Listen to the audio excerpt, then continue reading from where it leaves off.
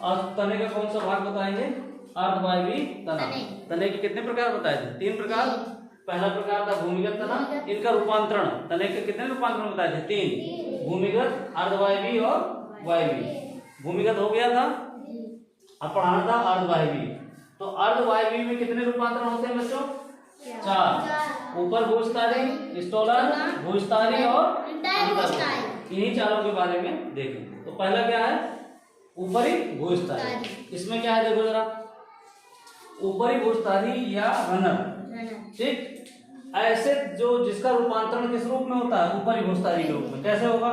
जैसे मान लो ये जमीन का, ये जमीन है, ठीक। इस जमीन पे ये तना ऐसे चला, तो यहाँ पर क्या आ गया? ये क्या आ गया बताओ? पर्व। तो इसी पर्व से नीचे की ओर क्या निकल आएंगी? कौन सी जड़ें? अपस्थानिक जड़ें। और ऊपर की तरफ क्या निकल जाएंगी? पत्तियां, ठीक। यानी कि ऐसे तने जिसका आधा भाग जमीन के नीचे और आधा भाग जमीन के ऊपर हो, वो क्या करेगा? ऊपरी भूस्थारी तना या रनर कहलाएगा। क्योंकि ये है ना, ये अर्धवायवीय हो गया कि नहीं? आधा जमीन में और आधा ऊपर। और चारों में आप देखना कि आधा जमीन में आधा ऊपर, आधा जमीन में आधा ऊपर, आधा जमीन में आधा ऊपर, ठीक है। तब ये अर्धवायवीय बनेगा। तो इसमें क्या होगा कि इसमें जो तना है उसकी जो पर्व है, पर्व से क्या निकल आते हैं? नीचे की ओर अपस्थानिक जड़ें और ऊपर की तरफ क्या निकल आती हैं? पत्तियां निकल आती हैं, ठीक है।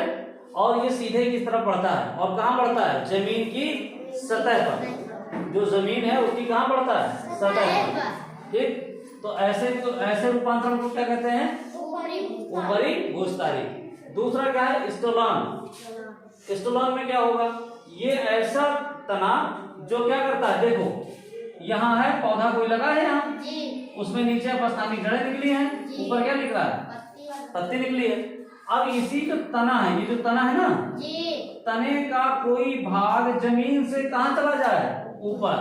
कहाँ? हवा में। और ऐसे पुल जैसा बन के ऐसे, और किधर? फिर जमीन में आ जाए, ठीक। तो ये जमीन में क्या है? ये पर्व है। इसी पर्व से नीचे क्या निकली हुई है? अपस्थानिक जड़ें। ऊपर जो तना, तो वही तना क्या करता है कि हवा में जाता है और ऐसे घूम करके फिर से जमीन पे आ जाता है।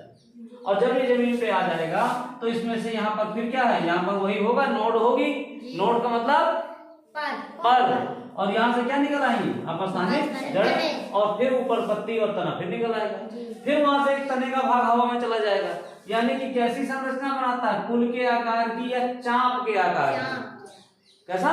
चांप के आकार की। तो ऐसी संरचना बनाए तो उसे क्या कहेंगे? स्टोलन। इसके उदाहरण क्या है? जैसे जैस्मीन और पेपरमिंट। और इस रनर के उदाहरण क्या थे? ऑक्जेलिस और दूबघास, ये इसके उदाहरण। और जितने भी ये अर्धवायवीय है रूपांतरण है, इन सब में कौन सा जनन पाया जाता है? कायिक जनन। सब में देखो मैंने लिख रखा है कायिक जनन, कायिक जनन, कायिक जनन, कायिक जनन। सब में कायिक जनन होगा। सब में पर्व संधियां पाई जाएंगी। हर पर्व पर क्या निकल आएगी? अपस्थानिक जड़ें और ऊपर की ओर पत्तियां।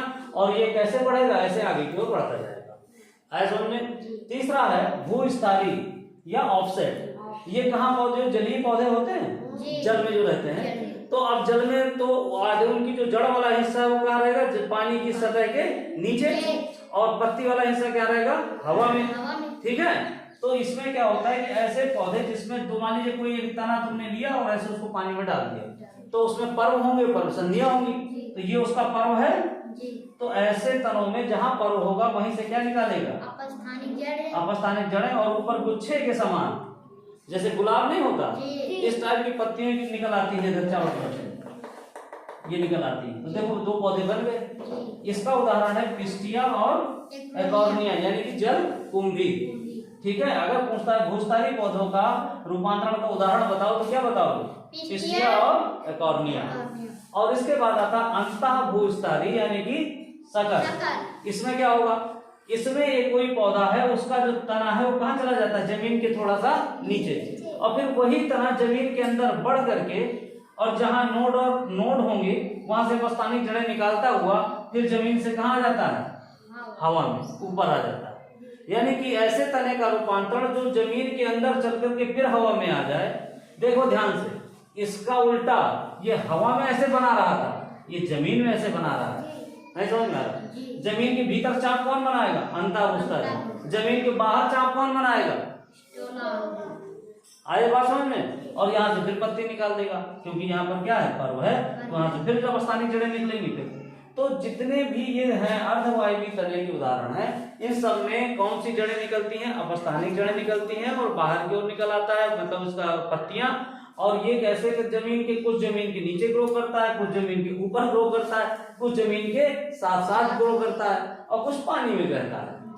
तो ये इसके प्रकार हो गए। और इसके उदाहरण देख लो बेटा अंतःभूस्थली के, मिंट, क्राइसैंथेमम, केला और अनानास, ये 4 इसके उदाहरण। तो चारों उदाहरण याद रख लेना। पहले का कौन सा है? जैसे ऑक्जेलिस और धूप घास। दूसरे का उदाहरण क्या था? जैस्मीन और पेपरमिंट। तीसरे का उदाहरण था पिस्टिया और एकॉर्निया। और चौथे का मिंट, क्राइसैंथेमम, केला और अनानास। ये बहुत इंपॉर्टेंट है, इनको जरूर के उदाहरण जरूर याद किए रहना, यहाँ से प्रश्न पूछे गए। ठीक है, चलो भाई।